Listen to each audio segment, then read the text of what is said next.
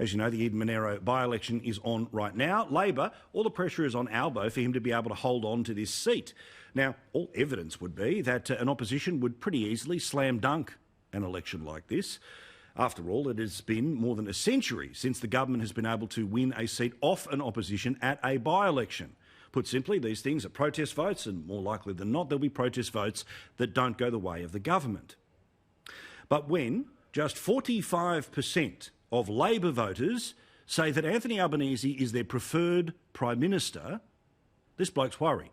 So he is throwing everything he possibly can, all bits of dirt, muck and the kitchen sink, at trying to pretend that there is something fundamentally evil about the government. Please vote for us so we could do what has always happened for the past 100 years, which is to hold on to a seat at a by-election.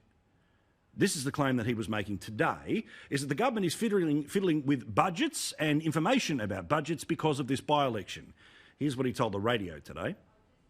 The Treasurer yesterday, in amongst all this bad news that he was putting out, delayed the budget update until after the Eden-Monaro by-election. I can't see any reason for the delay other than the fact that the Eden-Monaro by-election is on July the 4th.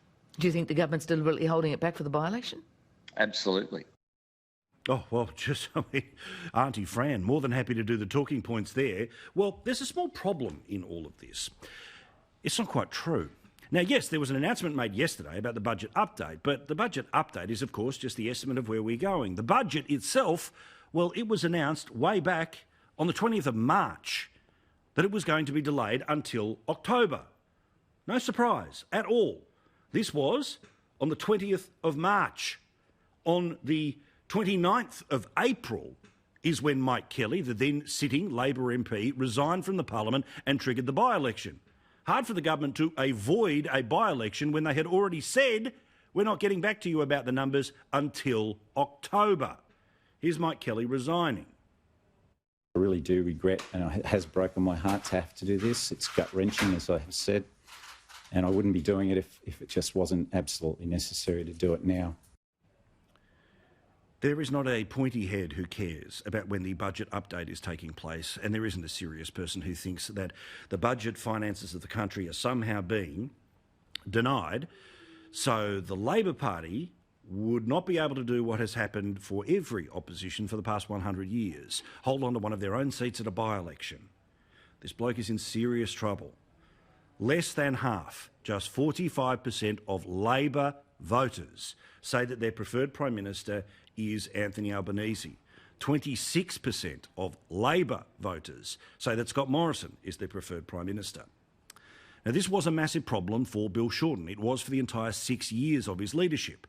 The press gallery tried to pretend that this was never a problem, that enthusiasm on the Labor side for their own leader didn't really matter, because somehow there was a whole bunch of woke liberals or quiet revolutionaries that were desperately waiting for a change. Now, sometimes opinion polls, well, they can be way off, especially when you start to get down to 49, 51 or 50-50. But when 55% of Labor voters don't support this bloke as leader, that's why he's pooping bricks about what might be about to happen in Eden-Monaro. History would suggest they hold on to the seat. But carrying on that there's some sort of a attempt to hide the national accounts of the federal government because they want to save a seat that they don't actually have, come on.